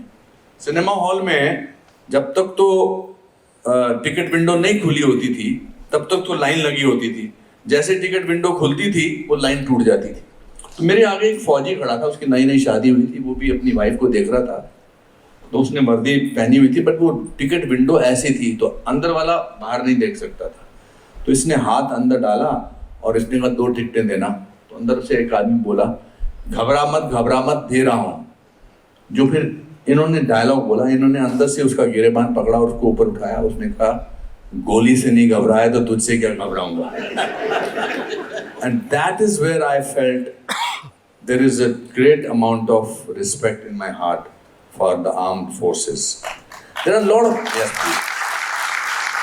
आजकल देश को लेकर या ऐसे जज्बात को लेकर या तिरंगे के लिए सबको खड़े होने की क्या जरूरत है, ऐसा बहुत सुनने में आता है। ऐसे फैक्शन एक हैं who do not really think कि अरे वो अपना काम कर रहे हैं, उनको तनख्वाह मिल रही है। What are your thoughts on this? देखिए, हमारे देशभक्ति और विशेष रूप से हम सब लोग एक संवेदनशील, सुसंस्कृत और जिम्मेदार नागरिक हैं। और हमारा राष्ट्र हमारे लिए सर्वोपरि है। हमारे स्कूल से, हमारे कॉलेज से इसके सब के बारे में सिखाया जाता है, संस्कार भी होता है। और धीरे धीरे कभी कभी ये सिनेमा हॉल में राष्ट्रीय गीत चलता है तो कुछ लोग चल जाते थे, तो बड़ा दुख होता था। पर एक बात जरूर है कि एक नई जनरेशन जो है उसमें ये भाव काफ़ी अच्छा है, बहुत अच्छा। और इसमें साहित्य का, कविता का, सीरियल्स का प्रभाव। वैसे आपका एक पिक्चर मैंने देखा था, आप एक सीनियर स्वतंत्र संग्राम सैनिक करके थे, आपका पिक्चर मुझे याद, बहुत अच्छा पिक्चर था। जी जी जी। हाँ, सारांश। हाँ, तो मेरी पहली फिल्म थी। और मैं आपको बताता हूँ, उस फिल्म में, वैसे आपकी बहुत सी फिल्में हैं, तो फिल्मों से भी संदेश जाता है। जी बिल्कुल। और वो संदेश केवल इतना अच्छा जाता है कि बहुत से लोगों के मन पर उसका परिणाम होता है। जी। अभी जैसे मैं बचपन में स्वतंत्र वीर सावरकर का माझी जन्मठे कर किताब मैंने पढ़ा था, और जब मैंने वो किताब पढ़ा तो मैं किताब पढ़ने के बाद मेरे आंखों में आंसू थे। तब मुझे लगा कि कितना त्याग हो सकता है, यानी एखादा व्यक्ति अपने देश के लिए कितना बलिदान कर सकता है। तो सवाल ये है कि सभी लोग संवेदनशील, राष्ट्रभक्त बनकर इस प्रकार का परिचय दे, अच्छे व्यवहार का। पर अगर कोई नहीं देते होंगे तो ये हमारी भी जिम्मेदारी है, समाज की भी जिम्मेदारी है, और अच्छे लोगों की जिम्मेदारी है कि उनको समझाएं। और धीरे धीरे लोगों में अब नेशनलिज्म, थोड़ा सा स्पिरिट जग रहा है, और अभी ऐसा करने का धाड़स लोगों में नहीं रहा, और कोई गलती से करते तो पूरे समाज में उसकी बहुत भर्त्सना होती है। तो निश्चित रूप से इसमें फिल्मों का, हमारे कुछ सीरियल्स का, छोटा छोटा कहीं ना कहीं तो उसका परिणाम है। और मैं इस बात को अक्सर मानता हूँ कि निश्चित रूप से इन प्रयासों से धीरे धीरे हमारी सोसाइटी में, भले हमारी पॉपुलेशन बहुत ज़्यादा है, पर बहुत यंग जनरेशन जो है वो इसके प्रति काफ़ी सजग और जागरूक है। ये बिल्कुल। मेरे आखिरी 2 सवाल, क्योंकि आपसे बातों का सिलसिला तो चलता जाएगा। हम आपके ये बहुत सारे स्टूडेंट्स हैं, और आप ये शो बहुत जगह जाएगा, और ये भावी हमारे देश के नेता होंगे, राजनेता होंगे, क्रिकेटर्स होंगे, एक्टर्स होंगे। What is your advice to them? देखिए, आप और मैं उस एरा के हैं जो शायद पोस्ट इंडिपेंडेंस में पैदा हुए, लेकिन फिर भी हमारे जहन में प्री इंडिपेंडेंस लोगों के प्रति बड़े विचार थे। आज की जो जनरेशन है वो बिल्कुल एब्सोल्यूट फ्री इंडिया में पैदा हुए हैं, और साथ में सोशल मीडिया है, ये सब चीज़ें हैं। तो what is your suggestion that they can keep their individuality? आपने भी अपनी जो इन बातों से बहुत कमाल की चीज़ निकल कर आई है वो है आपकी अपनी इंडिविजुअलिटी, वो अपनी छाप, अपनी मोहर. How can they benefit from that? देखिए, ये तो बहुत कॉम्पिटेंट है, इनको ट्रेनिंग अच्छा है, शिक्षा अच्छी है, लेक्चर अच्छे हैं. देखिए, नॉलेज तो इम्पोर्टेंट है, डिग्री मिलाना बहुत आवश्यक है और वो भी मेरिट में है, तो करियर उससे बनता है, ये तो सवाल ही नहीं उठता, ये आवश्यक है. पर सबसे इम्पोर्टेंट चीज़ है कि डिग्री कितनी भी अच्छी हो, कितना भी मेरिट में आप पास हो, जितने आपको डिग्री बड़ी मिलनी चाहिए उतने आप बेहतरीन इंसान भी होने चाहिए. और अच्छा इंसान होने का मतलब यही होता है कि समाज के प्रति संवेदनशीलता भी होनी चाहिए, समाज के प्रति जिम्मेदारी भी होनी चाहिए. और जब पब्लिक लाइफ में हमारा चाल चलन व्यवहार और चरित्र जो है वो भी ऐसा होना चाहिए कि निश्चित रूप से समाज के लिए वो अनुकूल हो. मुझे याद है, मैं फॉरेन में जा रहा था तो एक सीनियर कपल चल रहा था, तो कोई तो भी एक चॉकलेट का कागज पड़ा था, तो वो खुद नीचे रुक गए, उनने कागज उठाया और डस्टबिन में डाला. ये बात बहुत छोटी है, पर यह व्यवहार उस देश के उन नागरिकों के व्यवहार को बताता है. अभी हम लोग, मैं ऑस्ट्रिया में था, रास्ता क्रॉस कर रहा था तो दूर से देखा उसने, गाड़ियाँ रोक दी. यानी कभी कभी जैसे मैं ट्रांसपोर्ट मंत्री हूँ, मुझे बड़ा दुख है, मैं सब अच्छा काम कर सका पर मैं इसमें नहीं कर सका काम. 5 लाख एक्सीडेंट होते, 1.5 लाख मौतें होती है और 18 से 34 एज के 60% लड़के लड़कियां मर जाती हैं. तो इसका कारण ये है कि कानून के प्रति सम्मान भी नहीं और डर भी नहीं. पढ़े लिखे भी लड़के ऐसे गाड़ियाँ मोटरसाइकिल ऐसी चलाते हैं फास्ट. मैं वर्ली से इसमें कभी कभी मुंबई जब वो रात को ऐसी 200 के स्पीड से इतनी जोरदार चलाते हैं, इतना ऐसा लगता है एक्सीडेंट होगा तो क्या होगा. तो कहीं ना कहीं कानून के प्रति सम्मान और डर ये नहीं है. तो ऐसा एक अच्छे सुसंस्कृत नागरिक बनना, हमारे जीवन में अपना करियर, अपने लिए पैसा कमाना, रिसोर्सेस कमाना गुनाह नहीं है, पर इसके साथ साथ समाज का हम एक जिम्मेदार नागरिक बने और उस जिम्मेदार नागरिक का परिचय दें, उससे भी बहुत इम्पोर्टेंट चीज़ है. मुझे लगता है डिग्री से भी ज़्यादा आप कितने अच्छे सुसंस्कृत और संवेदनशील नागरिक, ये उससे भी ज़्यादा महत्वपूर्ण है. मुझे एक अनुभव हुआ था कि मैं बहुत बार लोगों को दूर से, मैं जिसको बहुत बड़ा समझ रहा था, नज़दीक जाने के बाद पता चला कि वो बहुत छोटे हैं. और दूर से मैं जिनको छोटा समझ रहा था, उनके नज़दीक जाके मुझे पता चला वो बहुत बड़े हैं. तो अच्छाई पर, गुणवत्ता पर, क्वालिटी पर किसी का पेटेंट नहीं है. तो हमारे आजू बाजू में भी ऐसे अच्छे लोग हैं कि जिनकी अच्छाई को हम ऑब्जर्व करते हैं, तो वो अच्छाई को स्वीकार करें और अपने व्यक्तित्व को उससे बदलने की कोशिश करें. तो क्वालिटेटिवली हम समाज के लिए और देश के लिए बहुत कंट्रीब्यूट कर सकते हैं. और मैं आखिर में 2 बातें बताता हूँ. एक रतन टाटा की, मेरे अच्छे मित्र हैं. मेरा पैर टूट गया था तो मैं मलबार हिल पर रहता था, तो वो मुझे क्या करते थे? मेरा पैर टूट गया था एक्सीडेंट में. जी जी, नहीं पाता. मैं मलबार हिल में मेरा घर था. जी जी. तो मुझे मिलने के लिए आए थे, तो मैंने रास्ता भूल गया. मैं वो रॉकी हिल में आखिरी में रहता था, वो रास्ता थोड़ा कठिन है मिलना. तो फोन आया उनका, लेकिन मुझे घर नहीं मिल रहा आपका. बोला आप ऐसा करो, तुम्हारे ड्राइवर को फोन दो, मैं समझाता हूँ. बोले ड्राइवर नहीं, मैं गाड़ी चला रहा हूँ. मैंने बोला आपके पास ड्राइवर नहीं है? नहीं. बोले मैं फिर उनको समझाया, वो आए. फिर मैं उनको हेलीकॉप्टर में बैठकर, वो खुद हेलीकॉप्टर चला रहे थे, लोग एक फ्लाईओवर को उद्घाटन के लिए गए. फिर एक दिन मैं उनको औरंगाबाद में डॉक्टर हेडगेवार हॉस्पिटल को उद्घाटन के लिए गया. तो उतरने के बाद जब गाड़ी आई तो मैंने ड्राइवर के अपोजिट साइड में मेन आदमी बैठा, तो मैं उनका हाथ पकड़े, नहीं इधर बैठो ना, मैं नहीं बैठूंगा, तुम बैठो. मेरे साथ एक प्रकाश देशपांडे था, उसको भी उनका इतना, इन्हें एक से इनके रिलेशंस, नम्रता. तो नम्रता, शालीनता, सहजता, सरलता, सर्वसमावेशकता, सहिष्णुता, these are the ornaments of public figure. अहंकार और एरोगेंस, अहंकार और ईगो, अहंकार, ईगो और आत्मविश्वास, इसमें फर्क है. पॉजिटिविटी और सेल्फ कॉन्फिडेंस होना बहुत आवश्यक है, पर अहंकार सत्ता, संपत्ति और कभी नॉलेज का भी होता है. उनके बोलने में, उनके व्यवहार में वो प्रतिबिंबित होता है. Respect should not be demanded, it should be commanded. If you deserve for it you will get it. पर आप अपना बड़प्पन क्यों लोगों पे थोपते हो? तो मुझे लगता है कि छोटी छोटी बातें व्यक्ति को बहुत उसके व्यक्तित्व को प्रभावित करती है। तो इसलिए मेरिट में पास होना जितना आवश्यक है, उतना अच्छी लीडरशिप, अच्छा नागरिक समाज में बनना, बिजनेस में भी लीडरशिप चाहिए, पॉलिटिक्स में भी चाहिए, सोशल वर्क में चाहिए। तो ये जो नए यंग टैलेंटेड लोग हैं, ये डिग्री अच्छी लेकर पास होंगे और उसके साथ बाकी भी साथ एक अच्छे इंसान बनेंगे, अच्छा लीडर बनेंगे, तो that will be A more contribution for society and for the country. Wonderful. मेरा आखिरी सवाल, अगले साल चुनाव होने वाले हैं, हर चुनाव से पहले कुछ लोग साथ आ जाते हैं, ऐसा हमेशा होता है। अब कभी उसको महागठबंधन, गठबंधन बोलते हैं, उनको क्या कहना चाहते हैं? देखिए, जब हम स्ट्रांग बनते हैं तो मरता क्या नहीं करता वाली कहानी होती है। जब एक व्यक्ति स्ट्रांग होता है तो चार दुर्बल लोग इकट्ठा होते हैं। वाह, तो उनका इकट्ठा होना इस बात को सिद्ध करता है कि हम स्ट्रांग हैं। बहुत बहुत धन्यवाद। और दूसरी बात, राजनीति में 2+2 4 कभी नहीं होता। अच्छा, आजकल तो इतना हो गया कि पति एक को वोट देती है, पत्नी दूसरे को वोट देती है।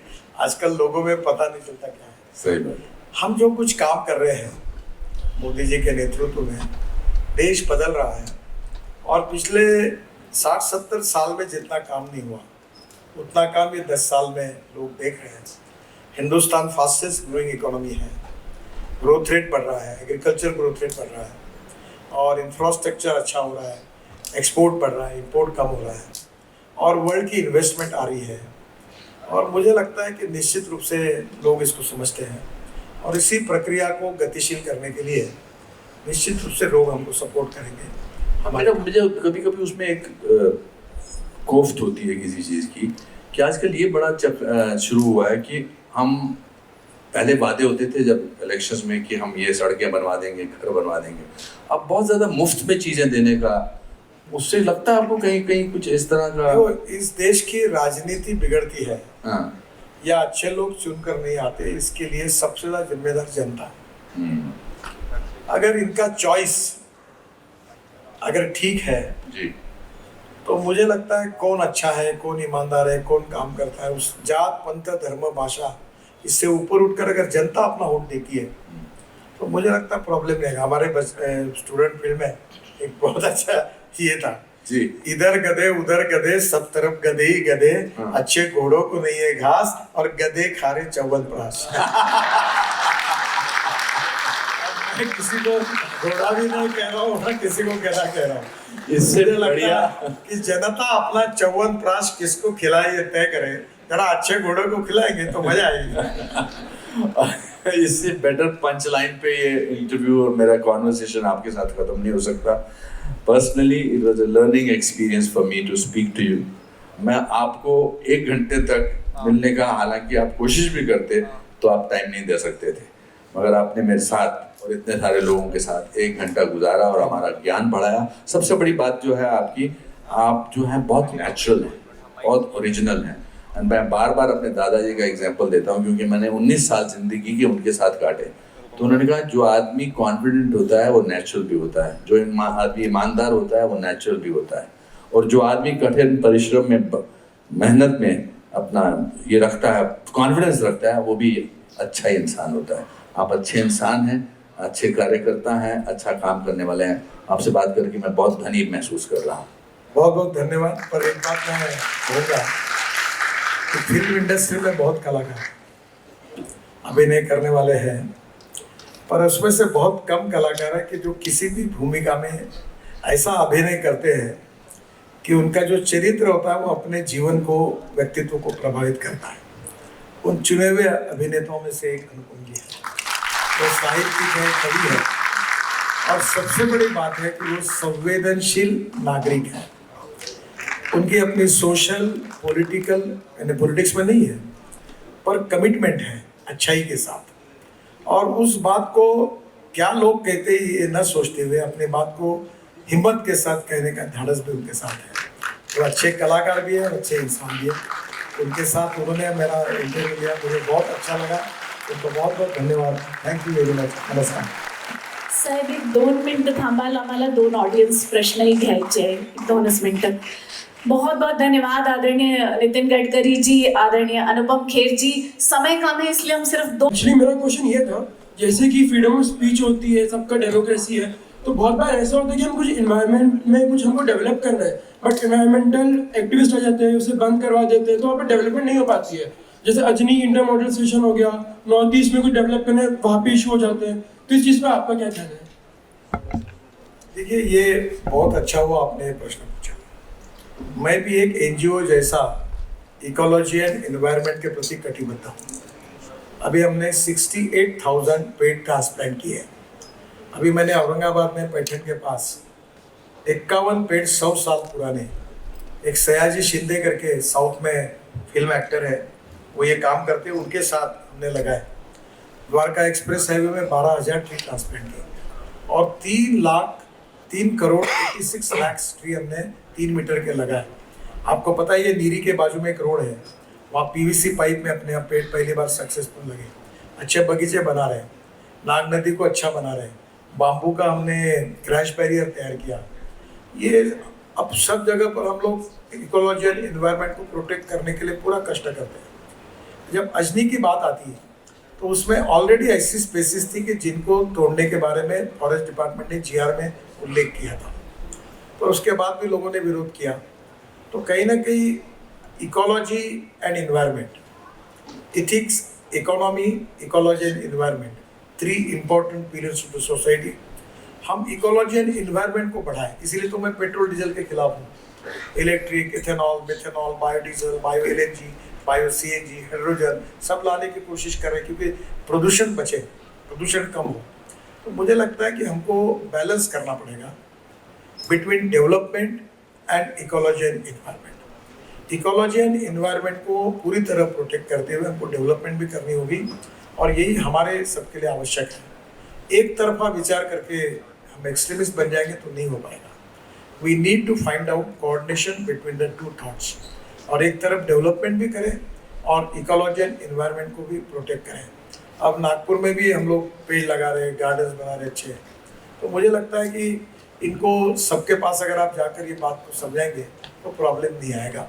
जब ये बात कोर्ट में जाती है तो फिर कोर्ट से इतने साल केसेस चलती, स्टे मिलता, तो आज नुकसान किसका हुआ? नागपुर का हुआ.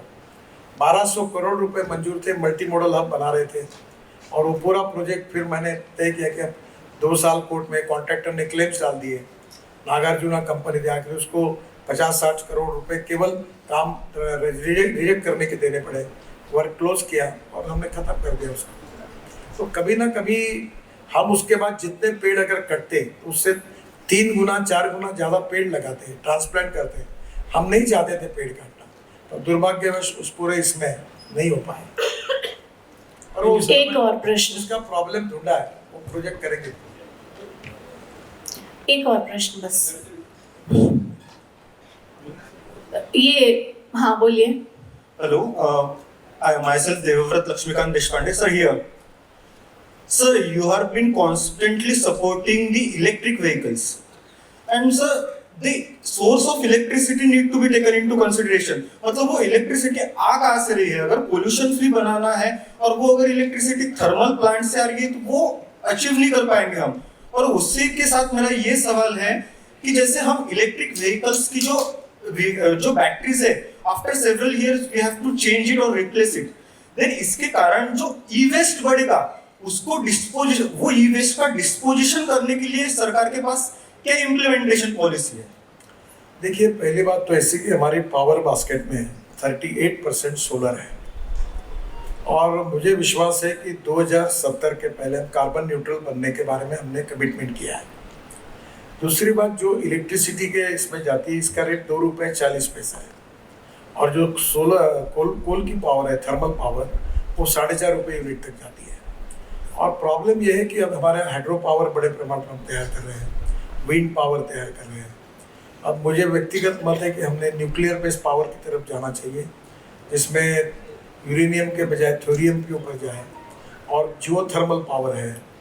तो पावर की अनेक जगह पर हम ढूंढ रहे हैं, और अभी सरकार पावर में काफ़ी रिफॉर्म हो रहे हैं. तो इसलिए 38% पावर जो बास्केट में है टोटल, वो पावर आकर धीरे धीरे अभी थर्मल पावर बन नहीं रही है। पर आज हम एक अनडेवलप्ड देश है, पूरी तरह से डेवलप नहीं है, और water power transport and communication के सिवा देश आगे नहीं जाएगा। जिन लोगों ने अपनी प्रगति कर ली वो हमको बोलते हैं कि अब थर्मल पावर बंद करो। तो आप जो पहली बात कह रहे हैं वो सरासर गलत है कि हर पावर जो जाती है वो मिक्स होती है, उसमें 38% सोलर है, और अभी धीरे धीरे आने वाले 2 साल में ये 60% हो जाएगी। तो नेचुरली दूसरी बात एक हो रही है कि जैसे अभी हम लोग रोड साइड एमिनिटी 670 बना रहे हैं, तो उसके ऊपर ही सोलर पैनल लगा है, तो चार्जिंग के लिए वही बिजली जाएगी। अभी वसंतराव देशपांडे हॉल में ऊपर सोलर लग जाएगा, तो ये जो आपका पार्किंग है इसमें जितना चार्जिंग है वो सोलर पे हो जाएगा। तो ये जो आपके जैसा आर्ग्यूमेंट करने वाली है लोग, ये भी एक्सेंट्रिक है। तो इसका मतलब क्या, सोलर पावर अगर नहीं है तो या थर्मल पावर बंद कर दे और इलेक्ट्रिक व्हीकल बंद करे? Can you imagine 16 lakh crore के फॉसिल फ्यूल का इंपोर्ट है, और कितना प्रदूषण हो रहा है डीजल पेट्रोल के कारण, और 16 लाख करोड़ हमारे इकोनॉमी से बाहर जा रहे हैं, तो देश का कितना नुकसान हो रहा है। तो import substitute, cost effective, pollution free और इंडिजिनियस। और इसलिए अब हमने किसान के साथ हाइड्रोजन, सीएनजी, एलएनजी सब पे प्रयास कर रहे हैं। अभी मैंने मिथेनॉल के ऊपर जो कोयले से बनता है वो 25 रुपये लीटर है। बेंगलोर में स्टेट ट्रांसपोर्ट की 20 बसेस लॉन्च की। अशोक लेलैंड ने उसका ट्रक लाया, वो अभी लॉन्च किया मैंने बेंगलोर में। तो अब सभी फ्यूल का उपयोग करके फॉसिल फ्यूल को कम करना। और आखिर में आपको 2 चीज़ें बताता हूँ। इलेक्ट्रिक की कॉस्ट 10 रुपये और पेट्रोल की कॉस्ट 120 रुपये। कितनी बचत है? अब मैं फ्लेक्स इंजन ला रहा हूँ, टोयोटो, सुजुकी सब ला रहे हैं, हीरो, बजाज, और इसकी गाड़ियाँ आई है। नागपुर में इथेनॉल के पंप खोल रहे हैं। इथेनॉल का रेट 60 रुपये, पेट्रोल का 120 रुपये। इथेनॉल से पोल्यूशन नहीं के बराबर, और पेट्रोल से होता है। तो एक कैमरी करके गाड़ी है टोयोटो की, अगर वो 100% इथेनॉल पर जब आएगी तो एवरेज के हिसाब से रेट लगाए तो 15 रुपये पर लीटर पड़ेगा, पेट्रोल 120 रुपये। तो ग्राहकों का भी फायदा है, पोल्यूशन भी कम हो रहा है, और एक तरफ अल्टरनेटिव मैकेनिज्म से स्वाभाविक रूप से हमारी इकोनॉमी भी बढ़ रही है। तो ये जो जिस प्रकार के ना कि ये थर्मल पावर से चार्जिंग हो रहा, अब थर्मल पावर बढ़ ही नहीं रहा, थर्मल पावर कम हो रहा। पर कुछ लोग कहते हैं, मैं भी इकोलॉजी थर्मल पावर बंद कर दो, क्या होगा पता है? अगर थर्मल पावर बंद की तो यह हॉल में अंधेरा हो जाएगा, कोई कार्यक्रम नहीं हो पाएगा। आज हमारे देश में थर्मल पावर हमको लेना पड़ेगा, पर धीरे धीरे हम लोग सोलर बढ़ा रहे हैं, हाइड्रो बढ़ा रहे हैं, हम लोग ग्रीन पावर बढ़ा रहे हैं, और हमको ज़रूरत पड़ेगी तो कोई जंगल में पहाड़ के अंदर न्यूक्लियर भी तैयार करना पड़ेगा। यूरेनियम नहीं है तो थोरियम को लाना पड़ेगा, लद्दाख लेह में जियो थर्मल को करना पड़ेगा। पावर आवश्यक है, पर धीरे धीरे हम लोग जो 25 साल हुए वो थर्मल पावर प्लांट को भी डिस्कार्ड कर रहे हैं, पर ये स्टेप वाइज होगा, तो एकदम एक्सेंट्रिक ऐसा व्यू करके नहीं होगा। Thank you. सस्टेनेबल डेवलपमेंट के लिए जो प्रैक्टिकल अप्रोच आदरणीय गडकरी जी के मार्गदर्शन में अपनाई जा रही है, उसके लिए हम सबको एक बार तालियां ज़रूर बजानी चाहिए। और अनुपम खेर जी ने बहुत सारे सवाल पूछे। एक सवाल अनुपम जी से युवाओं के इंटरेस्ट में स्पेशली मैं पूछना चाहती हूँ, क्योंकि युवा सोशल मीडिया पे बहुत सक्रिय रहते हैं। तो as a social media influencer भी ट्रोल्स से बचने या उनके नकारात्मक प्रभाव से खुद नेगेटिव ना हो जाएं, इसके लिए और सोशल मीडिया पे पॉजिटिवली एक्टिव रहने के लिए आप प्लीज उन्हें कोई टिप जरूर दें। मेरे हिसाब से हमने ये एक वर्ड कॉइन किया, ट्रोल्स, ये अब से नहीं है। ट्रोल तो पहले ऑफिशियली नहीं होते थे, मोहल्ले में कोई ना कोई एक आदमी होता था। हमारे पिताजी अफोर्ड नहीं कर सकते थे, हम ब्लैक एंड वाइट टीवी लेकर घूमते थे। जब मल्होत्रा जी के घर पर कलर टीवी आया तो हम सब ने कहा ये रिश्वत लेते हैं इसलिए कलर टीवी लेकर आया। सो आई थिंक मेरे दादाजी ने फिर एक बहुत अच्छी बात कही थी। उन्होंने कहा था कि भीगा हुआ आदमी बारिश से नहीं डरता। सही बात है। जो आदमी भीगा हुआ है वो बारिश से क्या डरेगा। ट्रोल्स पे ध्यान नहीं देना चाहिए, वो रुकावट है, और वो आपकी कॉम्प्लीमेंट्री, आपको कॉम्प्लीमेंट देने, बेचारे अटेंशन चाहते हैं आपका। वो चाहते हैं कि आप हमारी तरफ ध्यान दो, हम आपको गाली दे रहे हैं, हम आपको बड़ा भुला कह रहे हैं। तो I think I feel bad for them. शुरू में कभी कभी तकलीफ होती है, बट ठीक है, वो तकलीफ को भी कवर करना, because you are successful not as a person, not as your profession, but as a person. अब the difference between ordinary and extra ordinary is that little extra. तो एक्स्ट्रा ऑर्डिनरी बनना है तो इन सब चीज़ों पर ध्यान देना पड़ेगा, इन सब चीज़ों को आई थिंक सबसे ज़्यादा इस कंट्री में अगर कोई ट्रोल होते हैं तो वो हमारे प्राइम मिनिस्टर हैं, जी मगर वो कभी ध्यान देते हैं इस बारे में? सही बात है। इसलिए उनको कोई फर्क नहीं पड़ता है। वो है ना कि रिंदे खराब हाल को जाहिद न छेड़ तू, तुझको पराई क्या पड़ी अपनी न बेड़ तू। बिल्कुल। एक बार शेर सुनाता हूँ आपको। उम्र भर ऐसे लोगों के लिए, उम्र भर अपने ही गिरेबां से उलझने वाले, उम्र भर अपने ही गिरेबां से उलझने वाले, तू मुझे मेरे ही साए से डराता क्या है? क्या बात है, सही बात है। तो डरने की कोई जरूरत नहीं, क्योंकि फिर जो डरेगा उसके लिए ये कहा जाएगा कि लोग हर मोड़ पे रुक रुक के संभलते क्यों हैं, इतना डरते हैं तो फिर घर से निकलते क्यों हैं।